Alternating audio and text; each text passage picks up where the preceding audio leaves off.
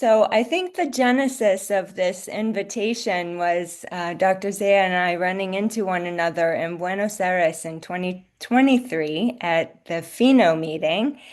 And it's been a decade since I was last in Peru. I had a wonderful time with the Ophthalmology Society back in 2015, and we took this beautiful picture. And hopefully one day I'll be able to come back in person.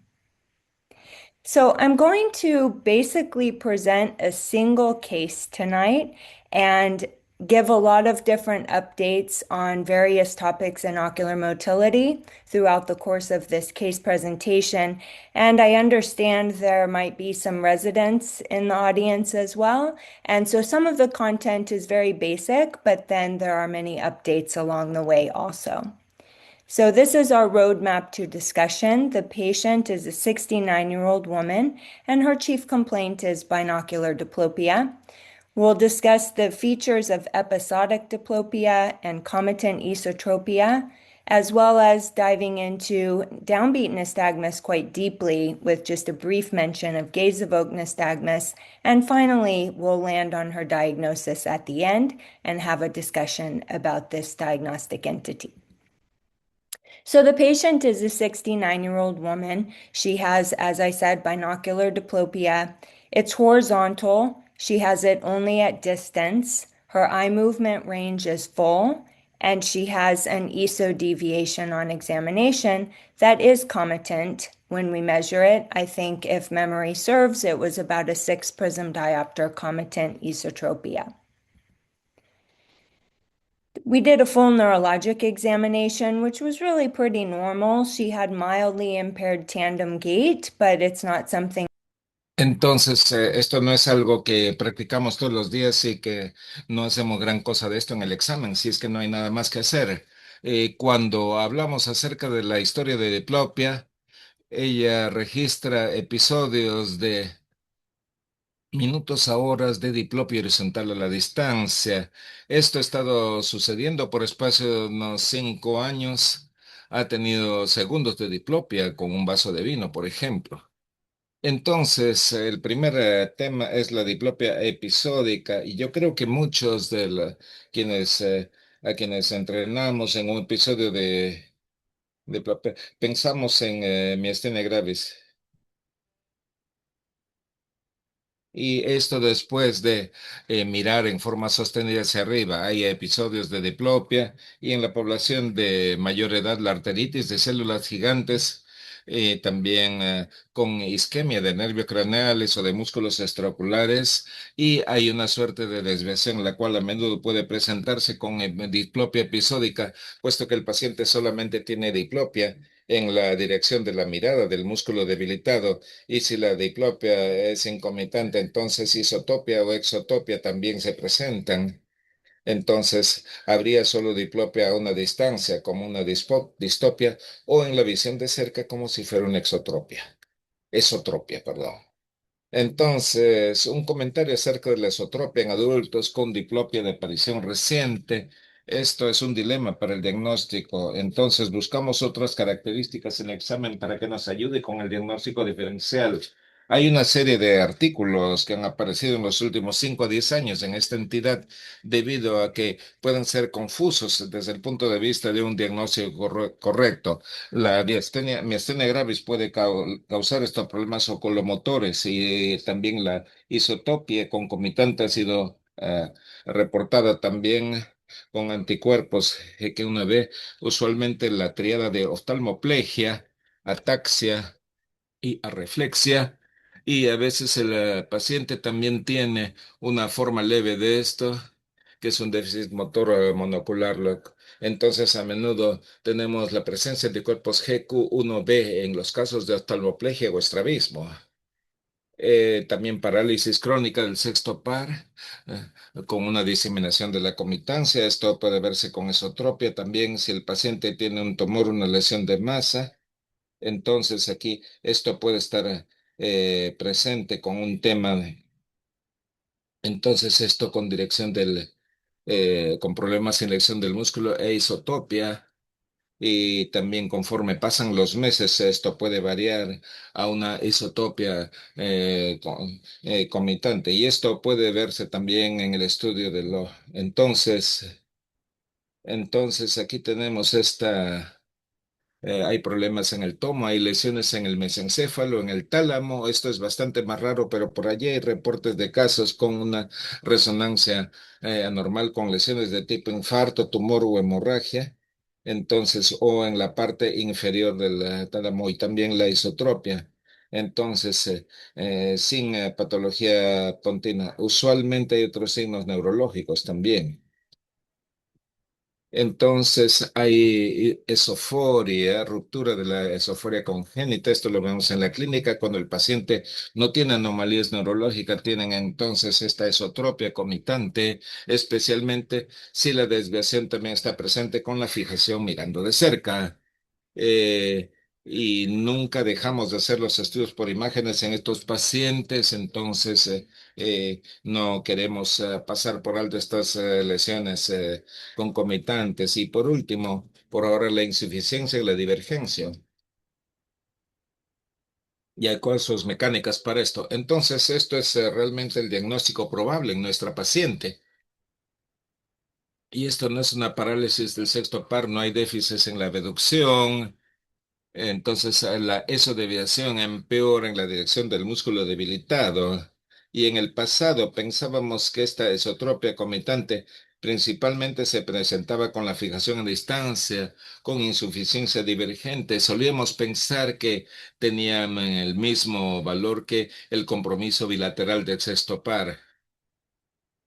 El, entonces, en comparación con la parálisis del sexto par, con esta comitancia, y se hace la resonancia y aún la punción lumbar en todos estos pacientes, pero la realidad es que si era aisladamente desde el punto de vista neurológico, no encontrábamos nada realmente en este tipo de trabajo. Entonces, Joe Dimar de Universidad de California en Los Ángeles. Entonces, en los estudios por imágenes mostró el síndrome del ojo colgante localizado con defectos mecánicos en la órbita e insuficiencia en la divergencia. En este panel podemos ver entonces que hay una sección coronal de la órbita derecha y el recto lateral está en este círculo, el recto superior aquí arriba.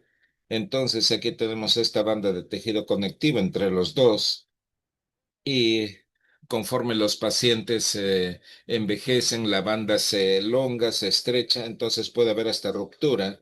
Entonces, en el recto lateral podemos ver aquí este desplazamiento a un nivel más bajo que el recto medio y esto lleva entonces a esta desventaja mecánica para la divergencia en los ojos y estos pacientes frecuentemente llegan a la clínica.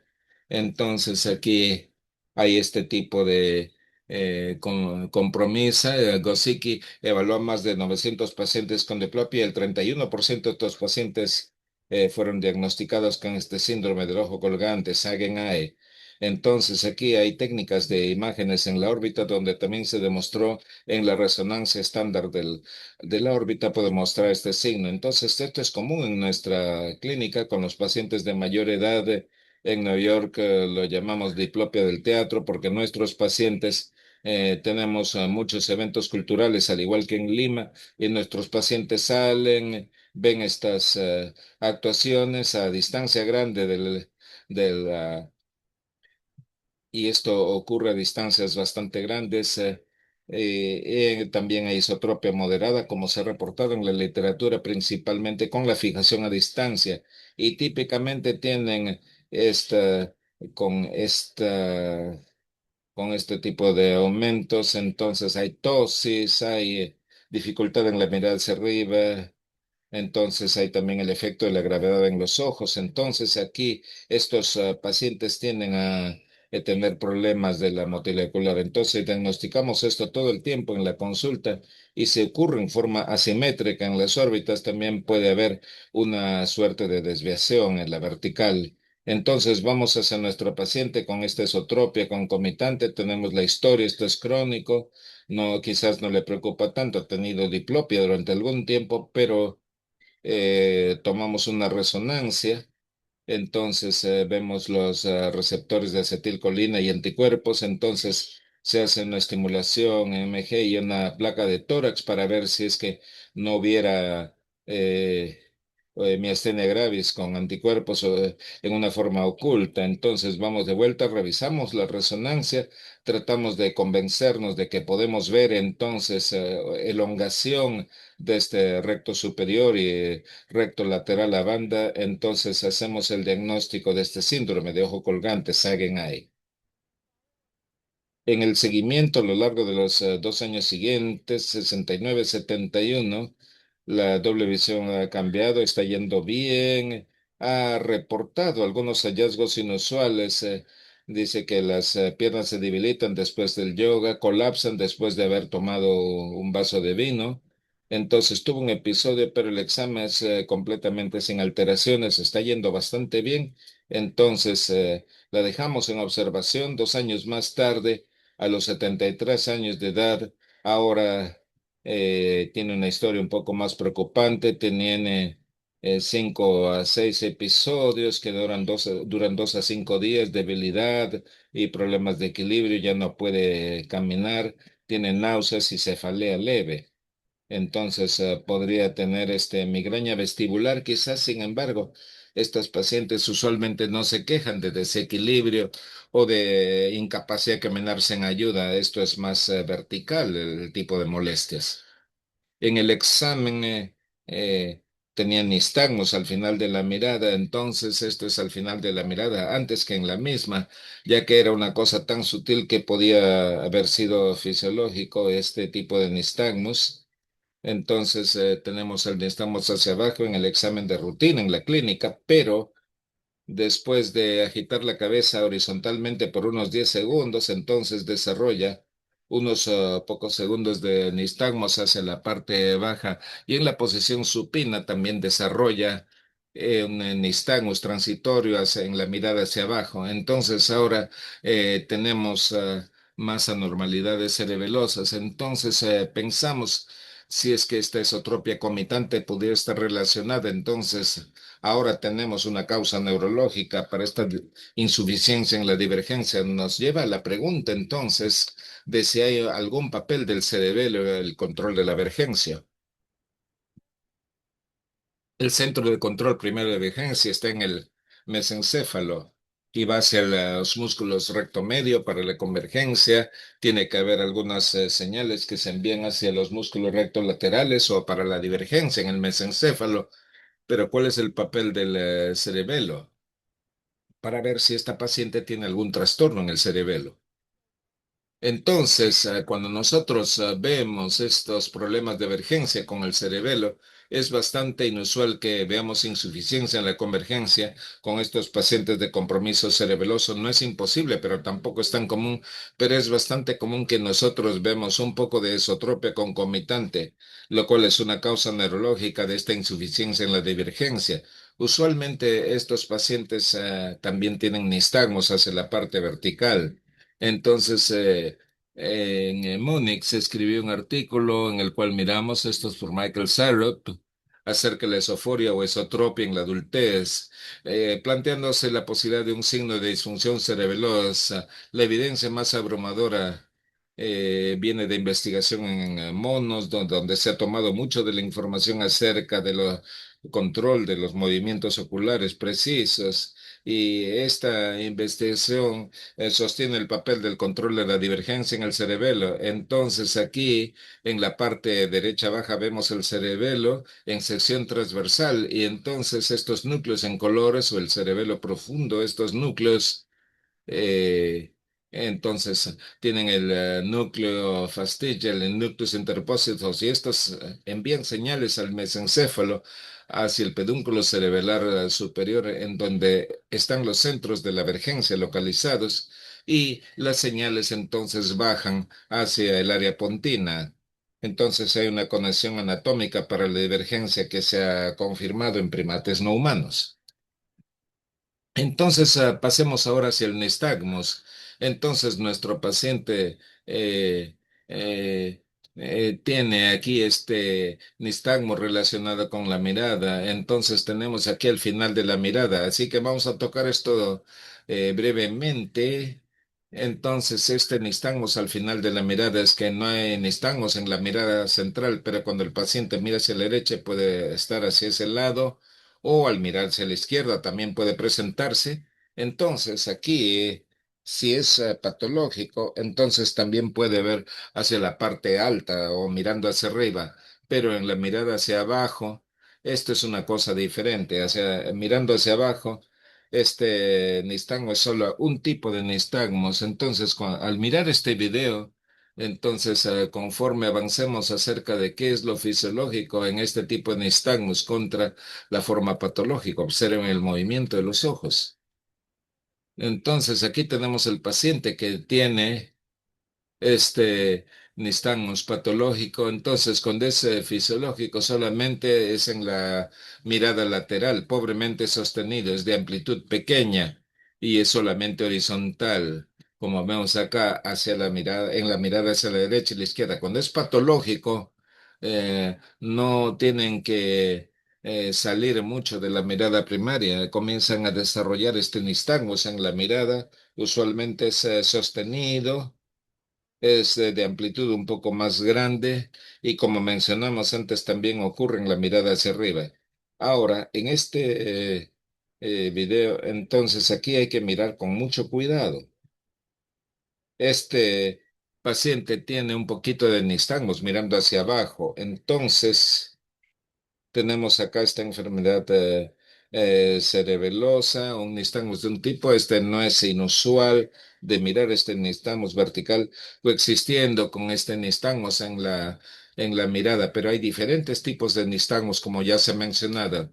Entonces, este nistagmus en esta mirada puede ser localizado. De los diferentes tipos que tenemos, es el de menos fácil en la localización. Entonces, aquí tenemos en el cerebelo, entonces, aquí en la fosa posterior, y la toxicidad por algunos medicamentos también puede producir esto. Entonces, aquí tenemos este nistagmus en la mirada hacia abajo, es con un impulso hacia abajo iniciado por una desviación de los ojos hacia arriba y casi siempre hay aumentos en la mirada hacia abajo y lateral.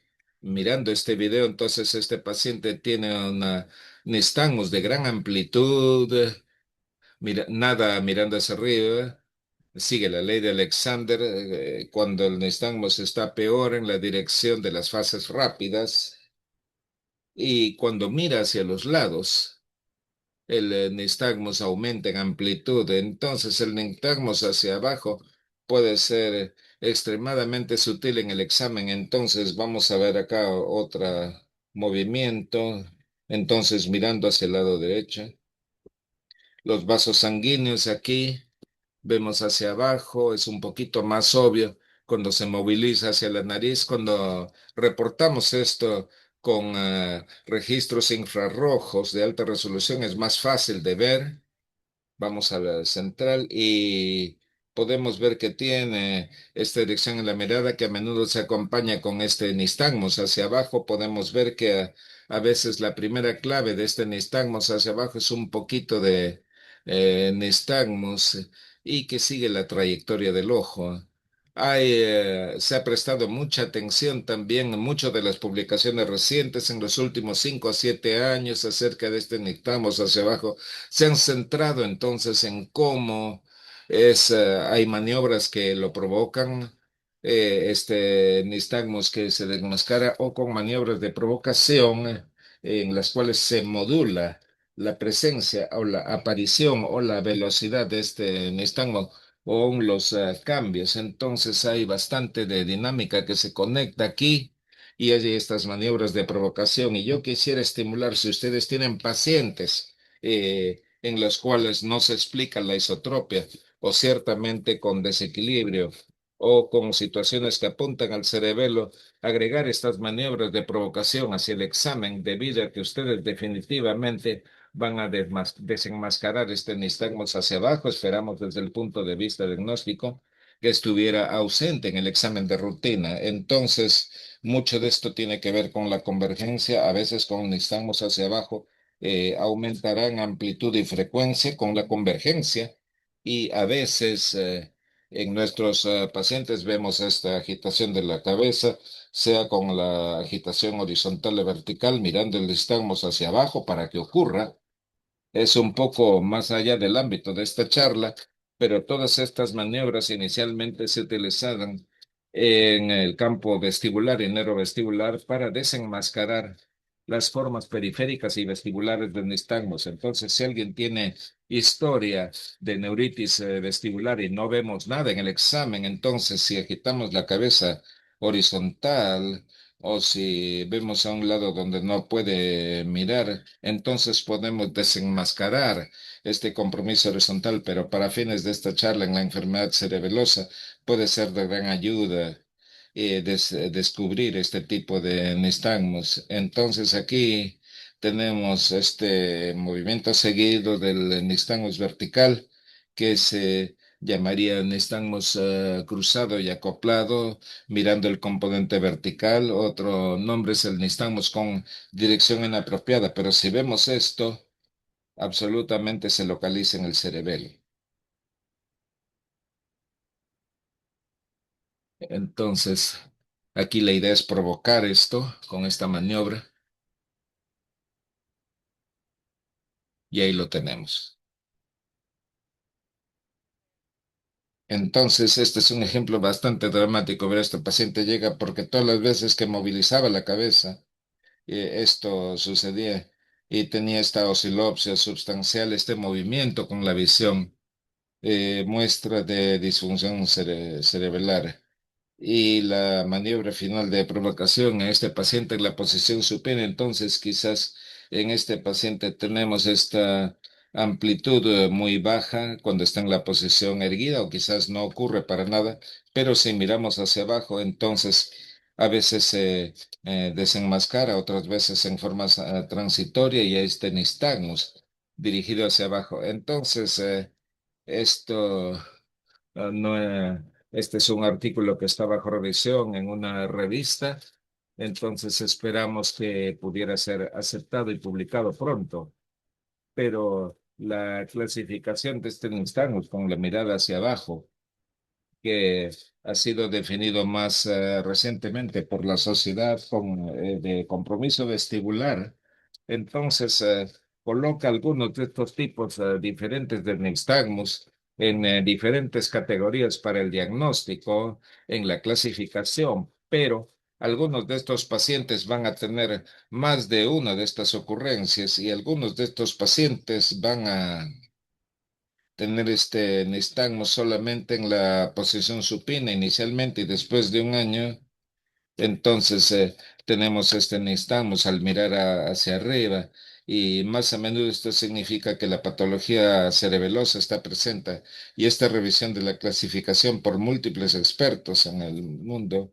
Entonces, esto es como poner todo bajo un solo paraguas, significando este nistagmus y generalmente solamente con disfunción cerebelar. Entonces, podemos ver que estas son maniobras provocadoras que se han señalado y que también pueden ser persistentes o episódicas. Hay también diagnósticos diferenciales para este nistagmus, malformaciones, esto se ve en la resonancia, degeneración cerebral, múltiples ataxias cerebelosas, siempre preocupándonos acerca de problemas paraneoplásicos, subagudos, en donde se hace una punción lumbar, aun cuando las pruebas de anticuerpos sean negativas. A veces los pacientes van a tener niveles elevados de proteínas en el líquido cefalorraquídeo, asociado con la presencia de anticuerpos, por cierto, atrofia multisistémica. Nos preocupamos aquí en la resonancia mostrando este refuerzo leptomeningio como una meningitis neoplásica o a veces confundiéndose con el infeccioso trastornos autoinmunes, GAD-GQ1B, que en estos trastornos de movimientos oculares no solamente algunos síndromes específicos, accidentes cerebrovascular en el cerebelo, temas tóxicos como líquido. alguna enfermedad del sistema nervioso central que involucre el flóculo.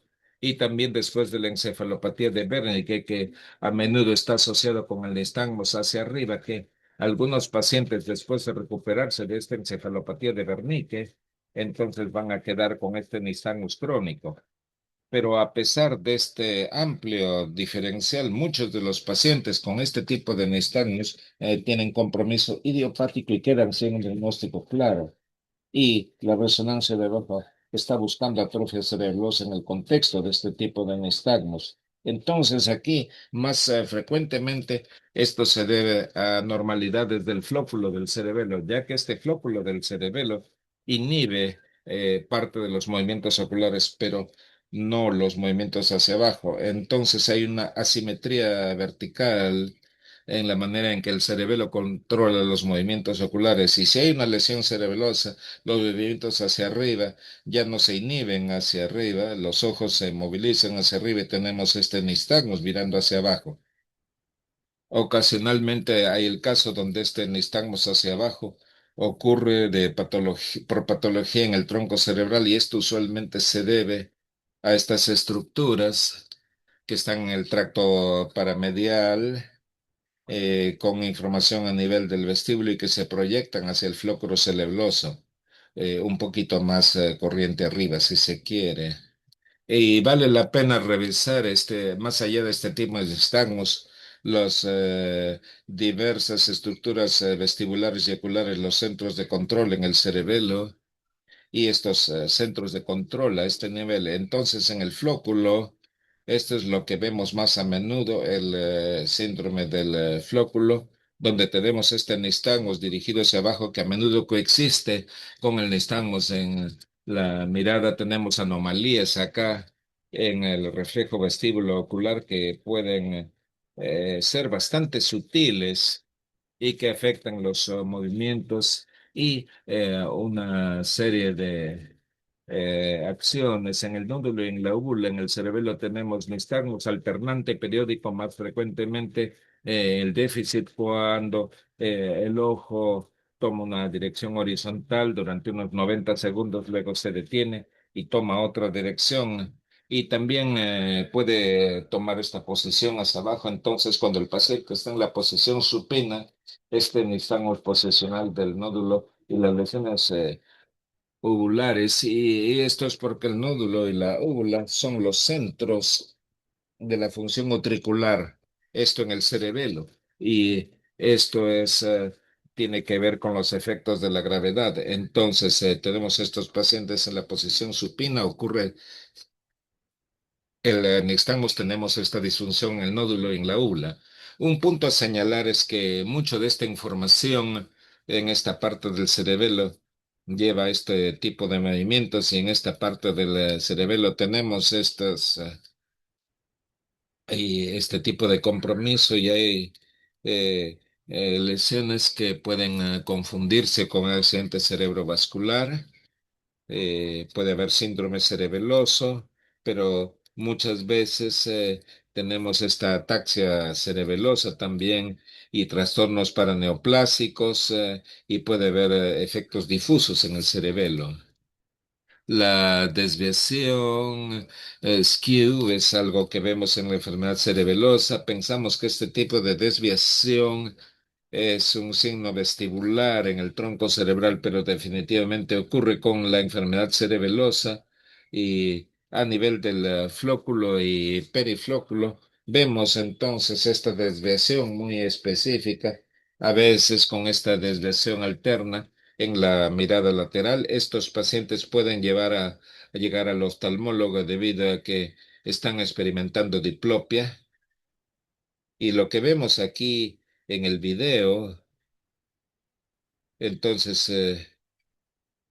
y vemos aquí en la mirada hacia arriba, ¿no?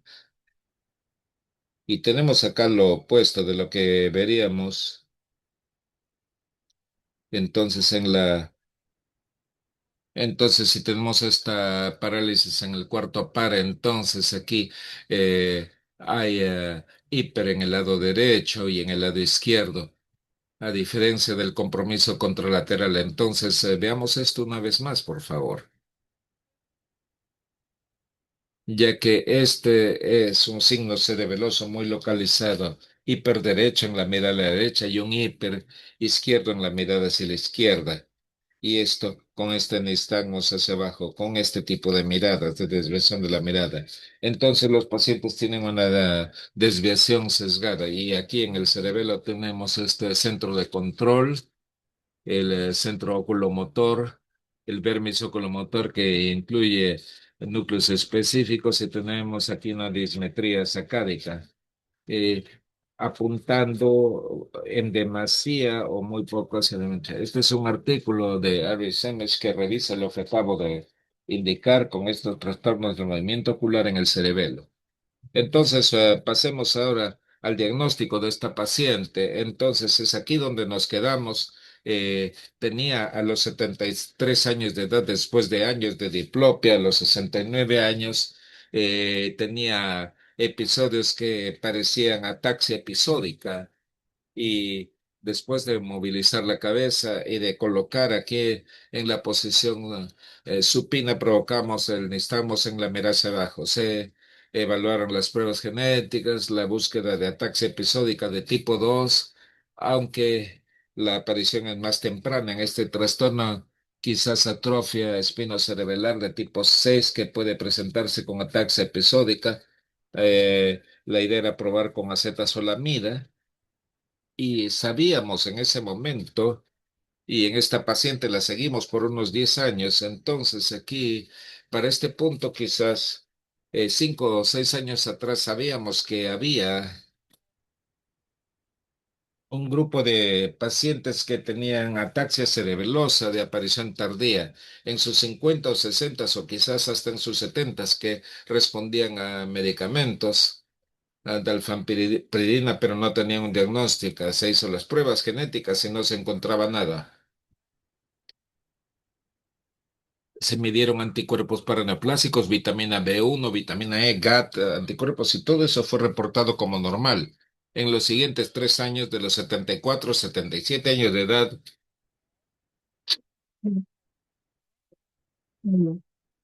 el nistagmus progresó, esto en la mirada hacia abajo y lateral, lo cual era la localización aquí, y esto siempre era fácil de ver.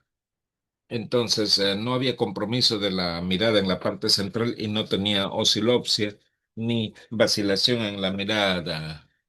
Entonces se empezó a tener aquí este desequilibrio en la marcha más severo, 77 años de edad, y finalmente aceptó las pruebas genéticas, hizo una ataxia cerebelosa, un panel, se hizo secuencias con genoma mitocondrial, se hizo evaluación y no hubo mayores hallazgos. Regresó en 2024 a los 78 de edad y fuimos de vuelta a las pruebas genéticas. Entonces, un año antes la habíamos visto, pero ahora teníamos nueva información. Entonces, miramos aquí el nistagmus brevemente antes de llegar al diagnóstico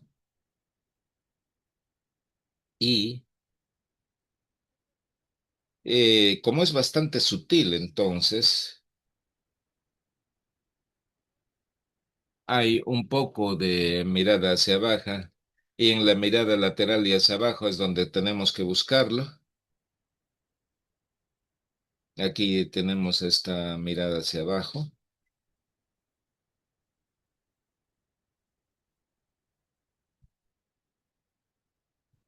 Entonces miramos acá con mucho cuidado, justo allí, mirando hacia abajo. Y vamos hacia el ojo derecho en caso no lo hayan visto. Aquí una vista un poco más de cerca, entonces está en la mirada hacia abajo y es muy sutil, sin embargo, es muy importante. Tenemos este, estamos mirando hacia abajo con esta localización, con esta, necesitamos de amplitud grande en la posición central. Entonces el diagnóstico se confirmó que era un ataque espinocerebral de tipo 27B y este es un diagnóstico que fue descubierto en 2023, dos grupos, un grupo de Canadá, de Pellerin y un grupo de Australia. simultáneamente publicaron los hallazgos de ataxia cerebelosa 27B. Entonces aquí hay problemas en este gen. Entonces aquí hay diversas copias a lo largo de eh, un número de copias altamente patogénico y tenemos acá este compromiso 27B. Entonces tenemos Scott 27, el cual tiene una mutación en F14, pero es un trastorno muy diferente, muy raro y ocurre en gente más joven. Este es un trastorno bastante diferente, pero también como había una mutación en este gen, este tenemos aquí el compromiso SCA27A y el otro 27B.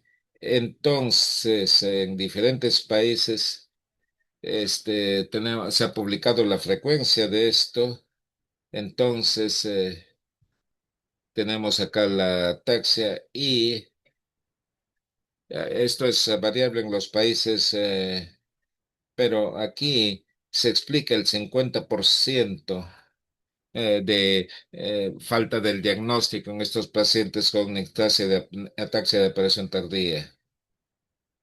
Aquí esto se evalúa en la población precedente y solo se explica el 9% de esta. Entonces aquí creo que no lo tenemos enumerado acá y no estoy tan segura del porcentaje, pero hasta donde yo sé, entonces tenemos aquí que no hay información publicada acerca de este trastorno en Perú. Lo que yo diría es que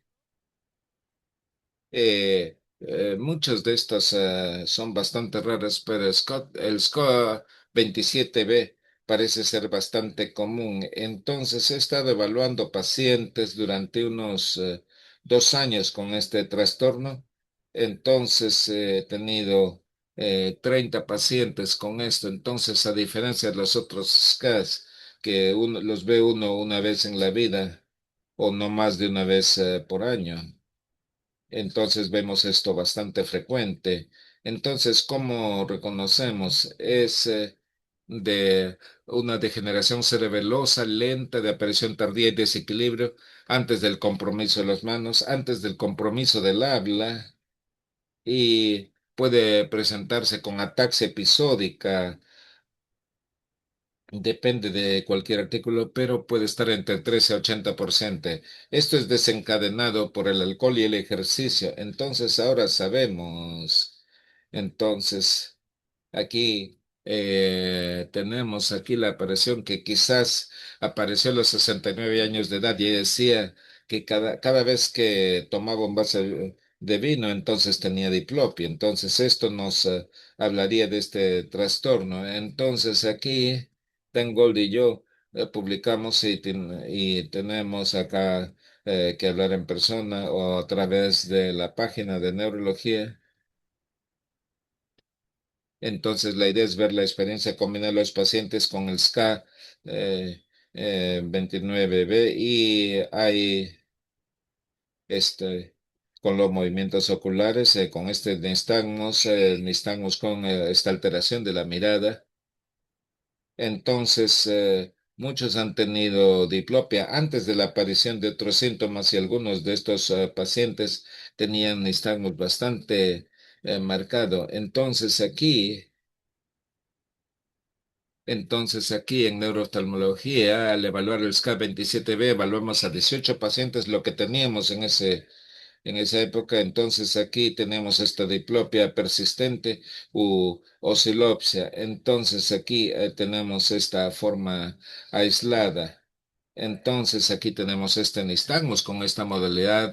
17 tenían nistagmus hacia la mirada hacia abajo y 14 tenían diplopia vertical en este tipo de desviación horizontal con insuficiencia en la divergencia. Entonces no hay nada de mágico aquí.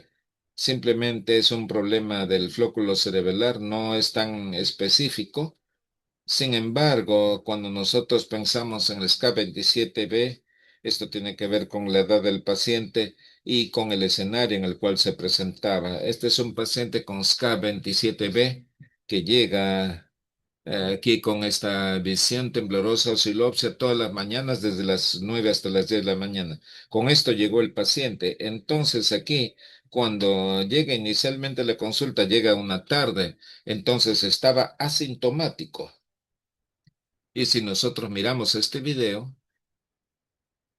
no hay gran cosa en la visión primaria o en la mirada primaria, pero primariamente.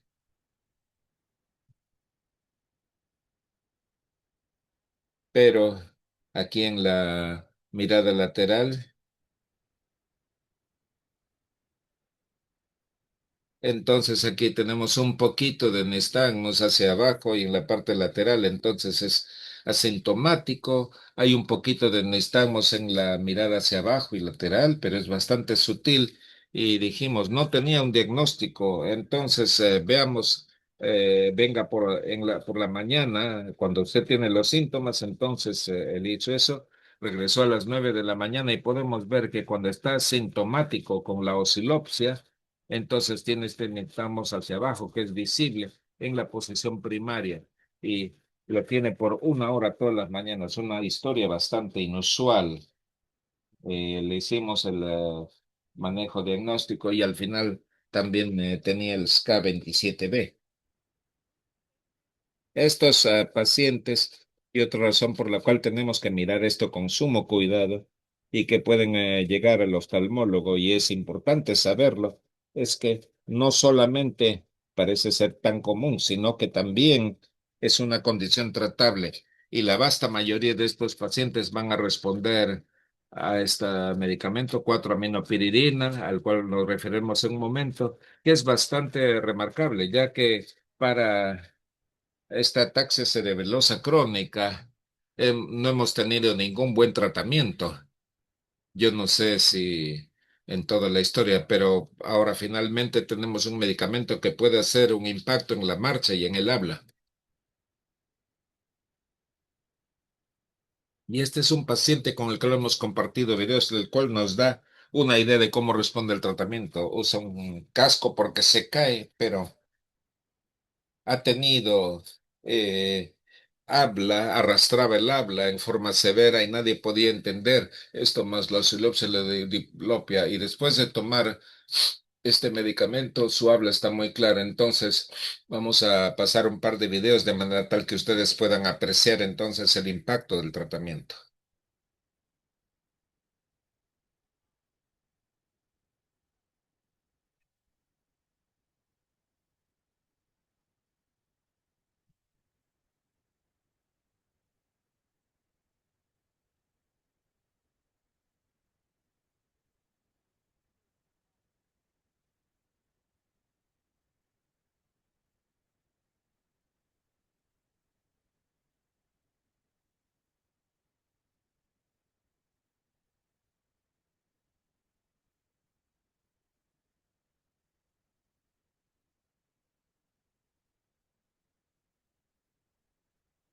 Entonces podemos apreciar el impacto y a menudo esto va a ayudar con el nistagmus y la oscilopsia.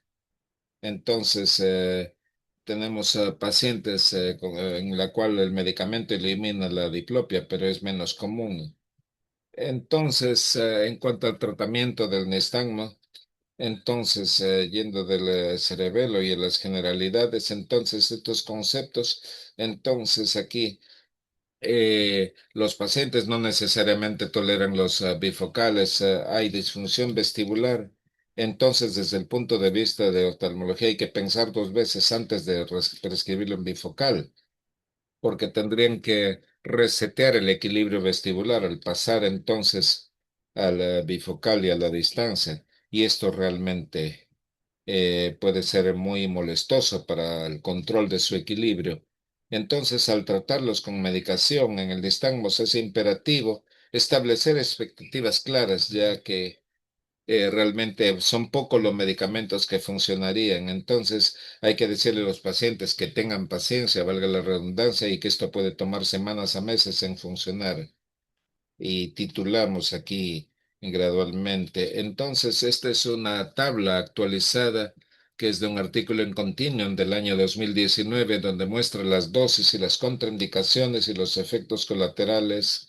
Aquí, 4-aminopiridina lo hemos estado usando por bastante tiempo. Entonces, tenemos una forma de liberación prolongada.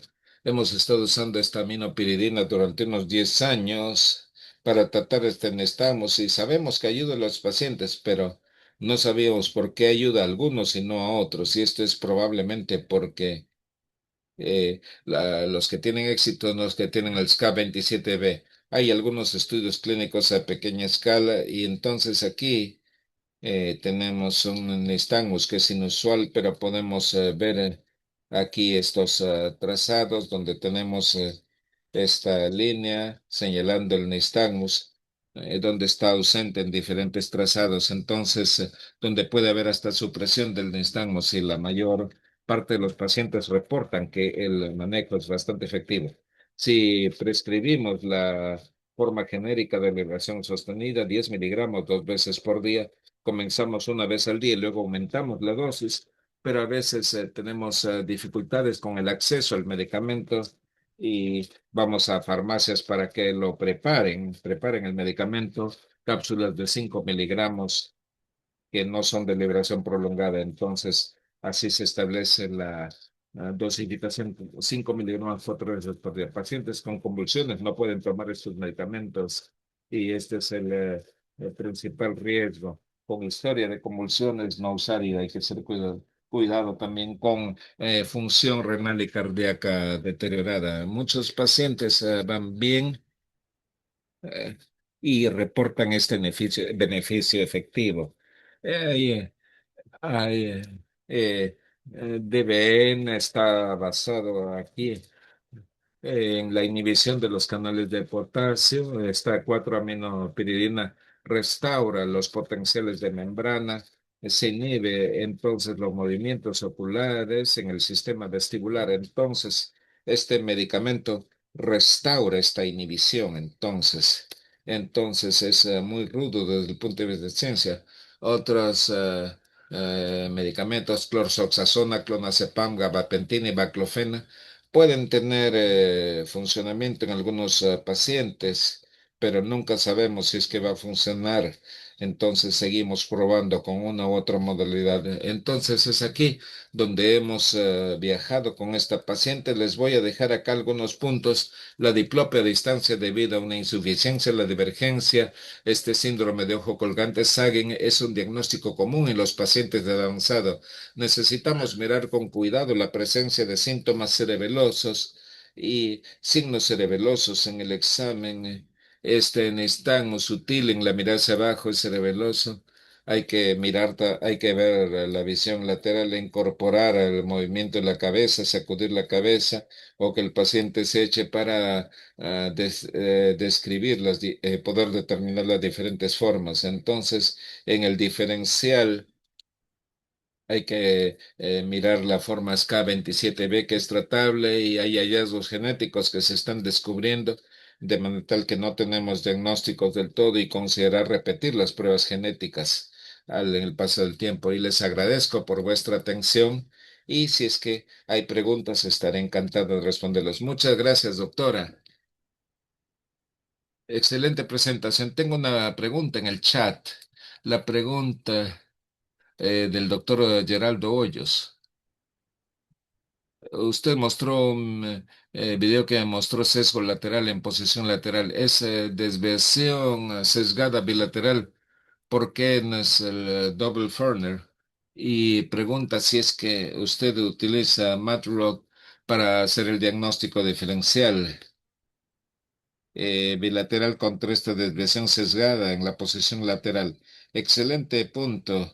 Lo toqué muy rápidamente. Y cuando usted tiene estas parálisis bilaterales del par craneal, La desviación vertical, eh, por ejemplo, parálisis del cuarto par derecho. Este hiper derecho es mi acción para este lado derecho cuando miramos desde la nariz. Miramos en esta forma, entonces miramos hacia el lado izquierdo, entonces en este hiper, desde la parálisis del cuarto par craneal, empeora cuando miramos hacia el lado izquierdo. Y si tengo aquí este taper por la parálisis del cuarto par, empeora cuando miro hacia el lado derecho. Entonces tenemos aquí este tipo de empeoramiento, empeora en la mirada hacia la derecha. Este es con el compromiso bilateral y con esta desviación sesgada alterna es exactamente lo opuesto. Tengo un hiperderecho que empeora cuando miro hacia el lado derecho. Entonces, esto no es el cuarto par. Y un hiperizquierdo que ocurre cuando miro hacia el lado izquierdo. Entonces, también podemos utilizar la torsión para que nos ayude. Entonces, si tenemos, por ejemplo, una parálisis del cuarto par craneal, usted esperaría que mi ojo derecho entonces está desviado, ya que la fuerza está en el total. Entonces, habría este compromiso en la parte lateral. Y entonces, si tenemos el sesgo, el ojo va a estar en ciclo desviado hacia la parte interna y hacia la parte externa debido al movimiento. Entonces, tenemos un par de características que nos ayudan a diferenciar y podemos hacerlos cruzando mediciones de la presión o podemos hacerlo con diferentes modalidades. Quizás otra cosa en esta desviación sesgada, esto se acompaña por problemas en la mirada central. Entonces aquí habría otro tipo de características. La parálisis del cuarto par puede o no puede tener dependiendo de lo que presente.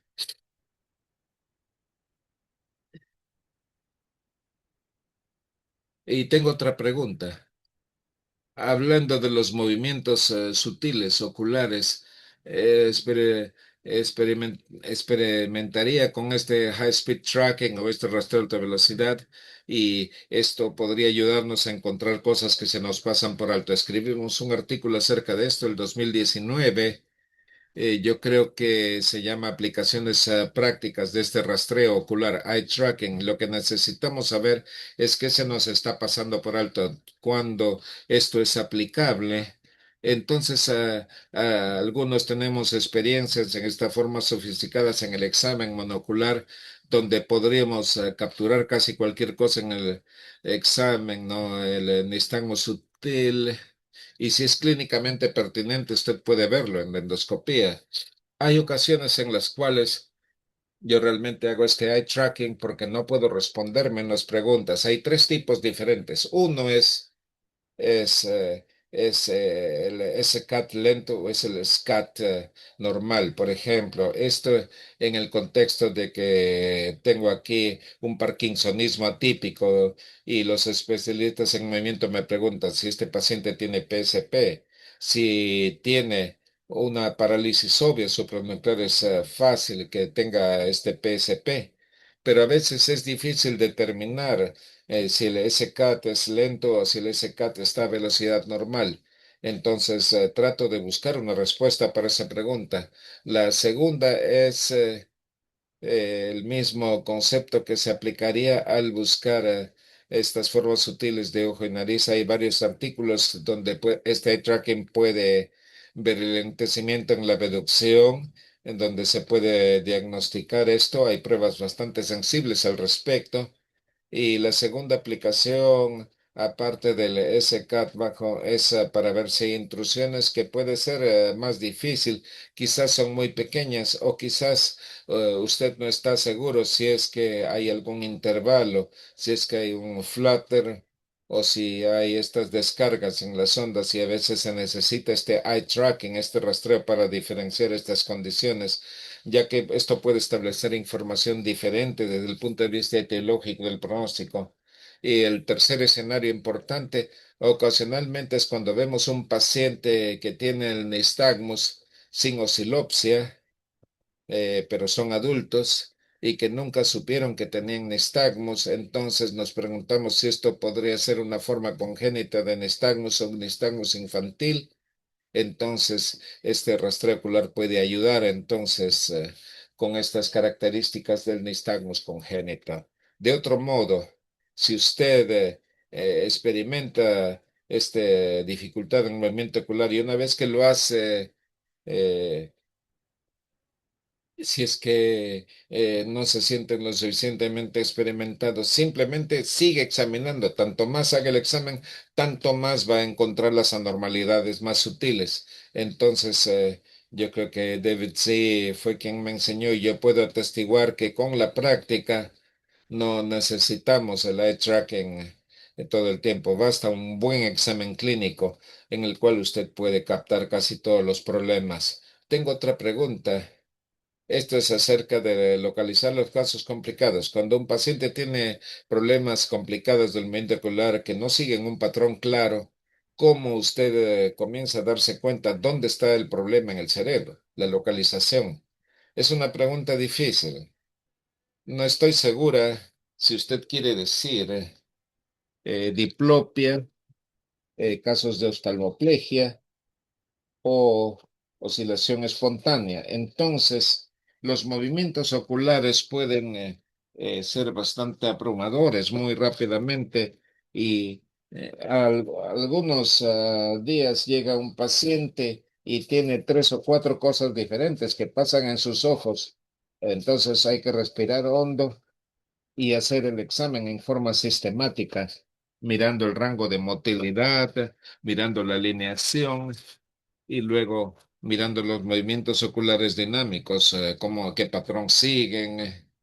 Entonces, siempre hacerlo en forma sistemática el examen, escribir los hallazgos, no pensar necesariamente en la localización, simplemente documentar los hallazgos, hacer un video, entonces de manera tal que usted pueda revisarlo más tarde y luego eh, pensar en las diferentes vías. Entonces, si usted tiene, por ejemplo, una desviación vertical del ojo, entonces comenzar en la órbita puede ser un problema orbitario, puede ser problema muscular o del par craneal. ¿Cuál de los pares? Cuatro y tres. Entonces, movilizarse, ver esta desviación sesgada y ver los procesos de eliminación. Entonces hay que pensar en un examen sistemático y luego determinar qué es lo que... Esta pregunta es acerca del Opsoclonus. En su revisión siguiente de Opsoclonus y fibras y anormalidades oculares, ¿cuál es lo más importante que se debe entender acerca de estos movimientos oculares anormales?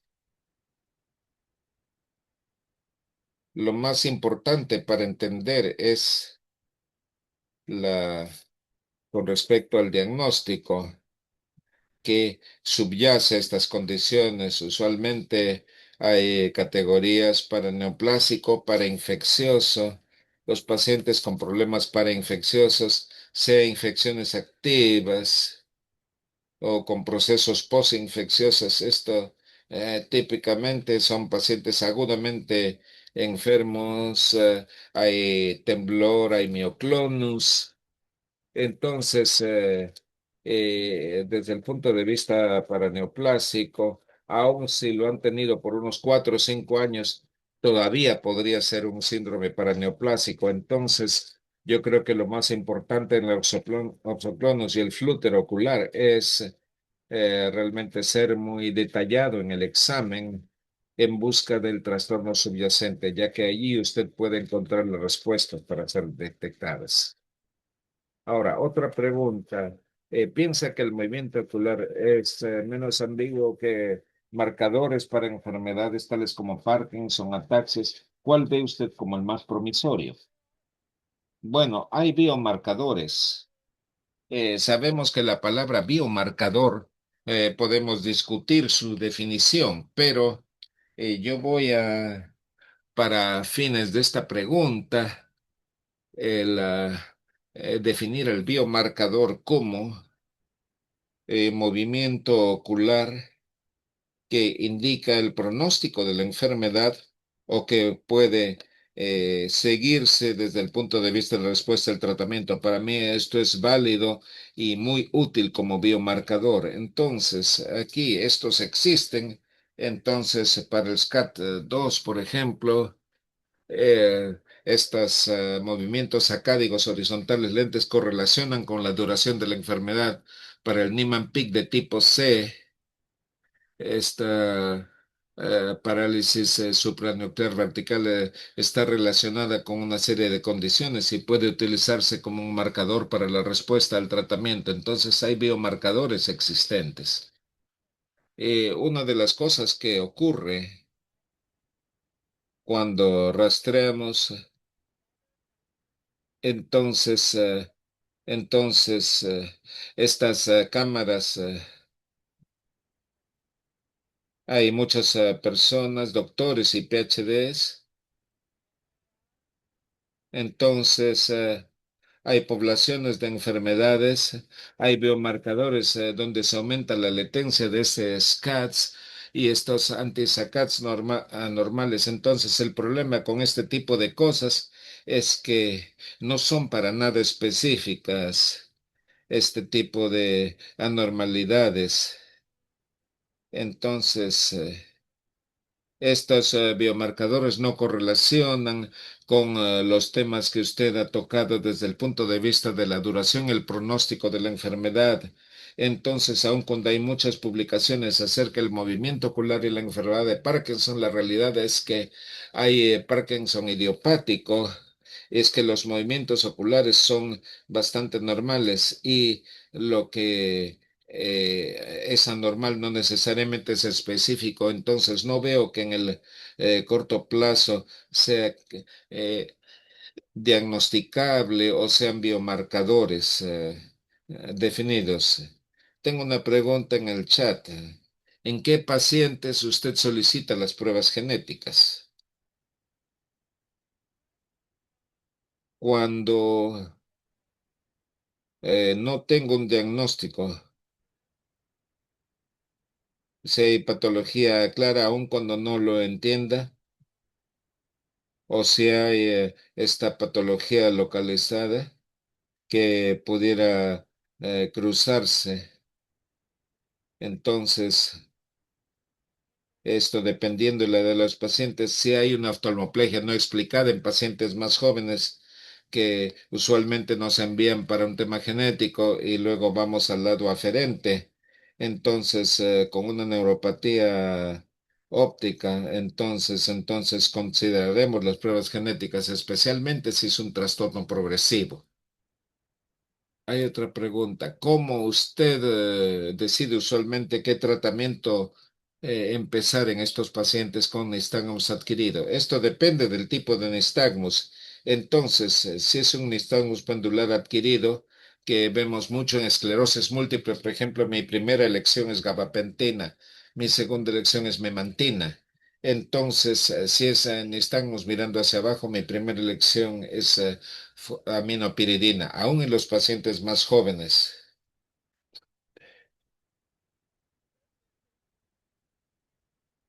Entonces, estas son las formas más comunes clínicamente del nistagmus. Hay que verla,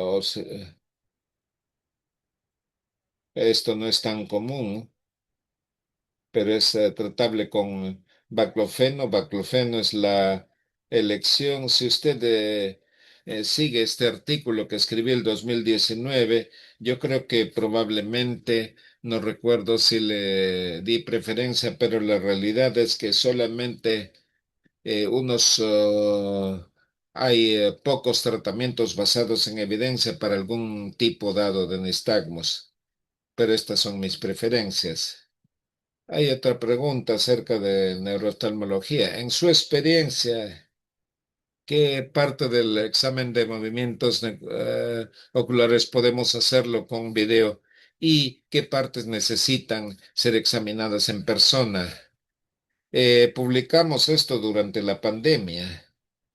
Entonces, en lo personal, no sigo esto, ya que esto, entonces prefiero ver estos hallazgos sutiles en los pacientes. Yo creo que algunos de los hallazgos son difíciles de encontrar en el telediagnóstico, entonces posiblemente tendríamos que aceptar que se nos pueden pasar algunas cosas. Lo más difícil de hacer es probando con diferentes esquemas y mirar a la cámara, tapar un ojo con una cuchara, hacer el examen cruzado. Entonces, en la pandemia pude diagnosticar a algunos pacientes en esa forma, con hallazgos bastante prominentes. Entonces, estas son las partes más sutiles de los exámenes de motilidad que no son precisamente factibles en el telediagnóstico, en la teleconsulta. A veces podría uno no estar de acuerdo. Hay gente que hace mucha consulta virtual, pero si usted está en eso y ha desarrollado bien sus técnicas y se da cuenta de que encuentra, yo prefiero ver a mis pacientes en persona. Otra pregunta para diferenciar causas centrales contra periféricas. ¿Cuáles son las más fáciles signos que nos ayudan si la diplopia viene por un problema del nervio o un problema central? Yo creo que si, si es un problema del nervio craneal, por ejemplo, un problema agudo en un paracraneal, recordar que puede haber múltiples nervios involucrados. Entonces, si es una parálisis aislada del tercer par, un aneurisma, hay que buscar, quizás es un problema microvascular, si es un problema aislado del cuarto par o si es congénito. Entonces, o si es un problema aislado el sexto par. Usualmente, si hay una causa central para la diplopia, tendría otros signos neurológicos asociados. Estas desviaciones sesgadas son la excepción, tienden a ocurrir en forma relativamente aislada, pero yo eh, creo que mayormente se presentan signos neurológicos. ¿Cuáles son los errores más comunes que usted ve cuando las personas examinan los movimientos oculares y cómo podemos evitarlos? El error más común, yo diría, es simplemente hacer el examen muy apurado y no prestar atención adecuada. Y yo creo que es un examen difícil, pero si usted simplemente crea un examen sistemático para usted y usted lo hace en la misma forma todas las veces, entonces usted va a poder diagnosticar. Entonces, hay artículos bastante básicos que referentes a diplopia. Hay introducciones bastante básicas a diplopsia que la cual delinea cómo hago mi examen, cómo lo he estado haciendo en los últimos 20 años. Entonces, hay que leer con cuidado, hay que practicar, hay que ver videos. Hay una biblioteca de educación virtual en neurooftalmología completamente gratis que tiene miles de anormalidades, segmentos oculares. Hay que estudiar y practicar, ir paso a paso y prestar atención. Ahora bien, si usted tuviera que elegir tres movimientos oculares que buscar en las pruebas de movimientos oculares y escoger solamente tres pruebas para enseñarle a los residentes, a los juniors, ¿cuál elegiría usted? Yo creo que usted necesita la primera, sería hacer el examen de la mirada del paciente sentado, establecer un blanco para la fijación y usted observarla. Y usted ve el rango de movimiento para cualquier déficit en el rango, cualquier oscilación que pueda ocurrir. Y un patrón que tenga que ver con la dirección de la mirada. No hacer una T, no una H, sino ir hacia la derecha, derecha arriba, izquierda arriba, izquierda lateral, todo el círculo. Esa es una prueba. Hace observar todo este círculo o campo. Segundo, usted debe tener una prueba acerca de la alineación ocular. No va a diagnosticar ninguna diplopia. Tiene que entender entonces eh, cómo hacer esta cobertura, la alternativa de los ojos, entonces ver los patrones de movimiento en asociación con la cabeza. Y tercero, buscar la presencia de SCATS, SCATS.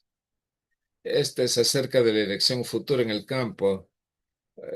¿Usted hacia dónde piensa que va el tema de la motilidad ocular? ¿Qué punto le interesa? Todas las cosas me interesan todos los días. Es realmente muy bonito ver a los pacientes. Yo creo pensar, ver que cada paciente es un reto. Eso es lo que realmente me emociona. ¿Hacia dónde se dirige este campo? El campo está cambiando, no hay duda al respecto. Yo creo que lo que es necesario para aquellos que trabajamos en neurooftalmología sabemos que estamos en estos campos. Hay pacientes que pueden tener acceso a nosotros con cierta facilidad. Hay más experticia en los movimientos oculares. Entonces, uno de los temas más exactos, yo creo, es que estos rastreadores oculares que son preparados por personas que realmente entienden la parte neurológica del movimiento ocular, entonces están creando dispositivos con análisis automatizado que nos van a señalar al examinador qué es lo que se está viendo. Es lo mismo que el fondo de ojo. Yo no sé cómo es la situación en Perú, pero en los Estados Unidos el fondo de ojo ya nos enseña. Nadie mira el fondo de ojo, aparte de los oftalmólogos y quizás los neurólogos que entrenados en oftalmología. Lo que sucede es que las fotografías del fondo de ojo, eso es lo que más se ve, y la enseñanza ha variado acerca de cómo hacer el examen a cómo interpretar la patología. Entonces yo creo que esa es la dirección hacia donde nosotros vamos. Tenemos aquí la última pregunta. Su experiencia personal, ¿qué determinó su interés en neurooftalmología y movimientos oculares? Mi historia personal es que cuando yo era estudiante de medicina, yo iba a ir a neurocirugía. Yo llené mis solicitudes, mis prospectos, y yo iba a ir a neurocirugía. Y casi en el último segundo me fui a neurología y cambió mi vida y dije, bueno, esto es lo que me gusta. Me encanta la neurología. Entonces hice la residencia en neurología y me entrené en Emory, donde estaba Nancy Newman, y ella fue tan inspiradora. Me encantó estar en su consulta. Iba de vuelta a las salas de hospitalización. Estaba frustrada por no saber oftalmología, pero dilataba ojos y miraba, y mi entrenamiento estuvo orientado en diversas direcciones. Luego conseguí trabajo en Case Western y estaba John Lee ahí, y el resto es historia. Él me dirigió hacia el movimiento ocular. Es realmente tan divertido. Y una de las partes más graciosas de esto es que es una comunidad pequeña que trabajamos en esto.